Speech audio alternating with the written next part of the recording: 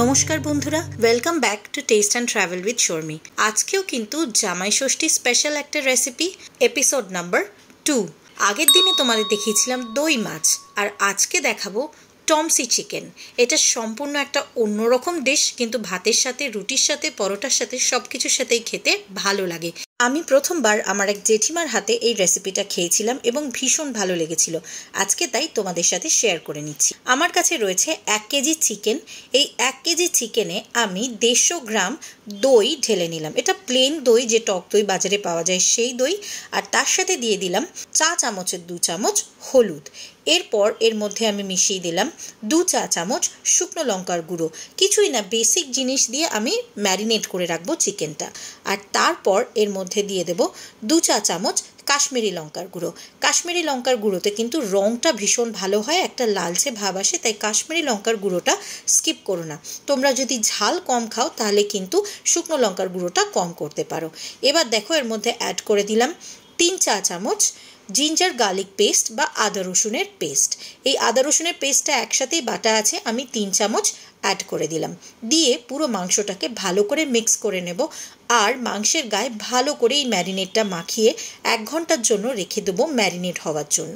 তোমাদের যদি আমার এই রেসিপিসগুলো ভালো লাগে তাহলে বলবো আমার channel test and travel with Sharmi অতি অবশ্যই সাবস্ক্রাইব করে নিও। তো চলো রান্না শুরু করা যাক। এবার কড়াইতে 70 গ্রাম মতো আমি সর্ষের তেল গরম করে নিচ্ছি। প্রথমে সর্ষের তেলটা একটু ভালোভাবে কিন্তু আমায় গরম করে নিতে হবে। এরপর এর মধ্যে মিশিয়ে দেব 2টো মিডিয়াম সাইজের পেঁয়াজ, যেটা আমি স্লাইস করে কেটে রেখেছি। তোমরা চপ করেও নিতে পারো বা স্লাইস করেও নিতে পারো। এবার পেঁয়াজটা মেশানোর পর আমি এর মধ্যে দিয়ে দেব 1/2 চা চামচ নুন, কারণ পেঁয়াজের মধ্যে নুন দিয়ে ভাজলে খুব তাড়াতাড়ি পেঁয়াজের মধ্যে থেকে জলটা রিলিজ করে যায় আর তাড়াতাড়ি পেঁয়াজটা ভাজা হয়ে যায়। তো দেখো আমি নুন দিয়ে পেঁয়াজটাকে আরও একটু ভেজে নিতে শুরু করলাম। আশা করি তোমাদের রেসিপিসগুলো ভালো লাগে যেগুলো আমি তোমাদের জন্য নিয়ে আসি। যদি ভালো লাগে তাহলে আমার channel test and travel with Sharmi subscribe করো, আর পাশে থাকা বেল আইকনটা প্রেস করতে ভুলো না, তাতে নতুন যে রেসিপিস আমি আনবো সেগুলোও তোমরা নোটিফাইড হবে। দেখো তোমাদের সাথে কথা বলতে বলতে কিন্তু আমার পেঁয়াজটা লাল করে ভাজা হয়ে গেছে।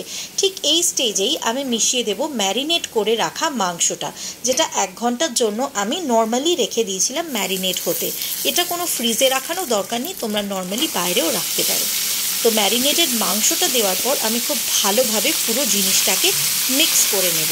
এক্ষুনি কিন্তু এর মধ্যে আমি জল একদমই দেব না, তাহলে কিন্তু মাংসটা জল ছেড়ে যাবে আর কষবে না। তো ভালোভাবে কিন্তু আমাকে এটা কষিয়ে নিতে হবে।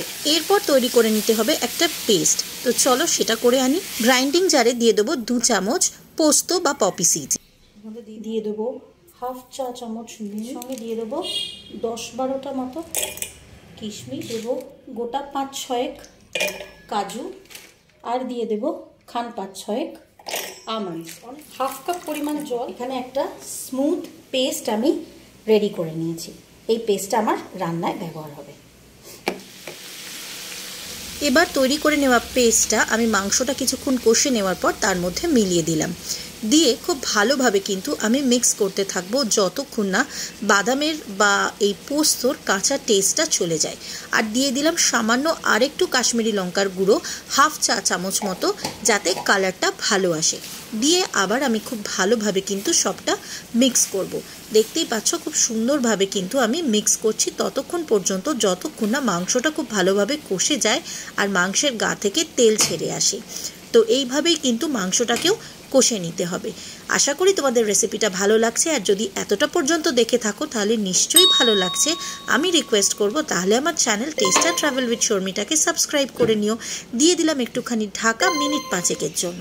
5 মিনিট পর আবার ঢাকাটা তুলে নিলাম, নিয়ে আবার একটু নাড়াচাড়া করলাম। এইভাবেই কিন্তু সেদ্ধ হয়ে যাবে আমাদের চিকেনটা। আবার একটু ঢাকা দিলাম, মিনিট 5 পর আবার একটু তুলে নিয়ে আবার একটু মিক্স করলাম। যখন দেখবে চিকেনটা নিজস্ব জল রিলিজ করে দিয়েছে, এই সময় তোমাদেরকে আরও একটু নাড়াচাড়া করে মিশিয়ে দিতে হবে। এর সঙ্গে অ্যাডেড হবে যে টমসি চিকেনের মেন ফ্লেভার, টমেটো আর ক্যাপসিকাম। আমি বড় সাইজের 2টো ক্যাপসিকাম স্কোয়ার করে বা কিউব করে কেটে রেখেছি, আর তার সাথে সাথে বড় সাইজের 2টো টমেটো দানা ছাড়িয়ে স্কোয়ার করে বা কিউবস করে কেটে রেখে দিয়েছি। এই পুরোটাই কিন্তু এবার এর মধ্যে মিলিয়ে দেব, দিয়ে মাংসের সাথে খুব ভালোভাবে নাড়াচাড়া করব। কারণ মাংসটা কিন্তু অলমোস্ট আমার 80% রান্না হয়ে গেছে।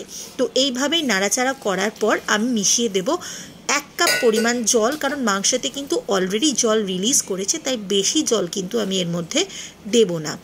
1 কাপ পরিমাণ জল মিশিয়ে দেওয়ার পর ভালোভাবে একটু নাড়াচাড়া করে সমস্ত জিনিসকে ভালো করে মিশিয়ে একটু ঢাকা দিয়ে রেখে দেবো, যাতে ক্যাপসিকামটা আর টমেটোটা সেদ্ধ হয়ে যায়। মিনিট 5 ঢাকা দিয়ে রাখার পর আবার আমি কিন্তু ঢাকাটা তুলে নিয়ে একটু নাড়াচাড়া করব। ক্যাপসিকাম আর টমেটোটার যেন ক্রাঞ্চিনেসটা বজায় থাকে, খুব বেশি সেদ্ধ করার কিন্তু দরকার নেই, তবেই কিন্তু চিকেনের গ্রেভিটার টেস্টটা আরও সুন্দর হবে। তো এইভাবে নাড়াচাড়া করতে করতেই দেখো হালকা মাংসটা কুক হয়ে গেছে, আর তার সাথে সাথে কিন্তু টমেটো বা ক্যাপসিকামটাও কুক হয়ে গেছে। ব্যাস রেডি আমাদের টমসি চিকেন। এবার আর কি, গরম গরম ভাত নাও, তার সাথে সার্ভ করে দাও টমসি চিকেন। আমার সেদিনের রেসিপি ছিল দই মাছ আর টমসি চিকেন, যেটা আমরা ভীষণ এনজয় করে খেয়েছিলাম। তোমরাও বাড়িতে চেষ্টা করো, রেসিপিটা কিন্তু সত্যি ভীষণ ভালো হয়। আর আমাকে ফিডব্যাক দিতে ভুলো না যে তোমাদের এই রেসিপিটা কেমন লাগলো। সকলকে জানাই জামাই ষষ্ঠীর অনেক অনেক শুভেচ্ছা। সকলে ভালো থেকো, সুস্থ থেকো, অনেক আনন্দ করো। আজকের জন্য এটুকুই, দেখা হবে আরেকটা রেসিপি নিয়ে। টাটা।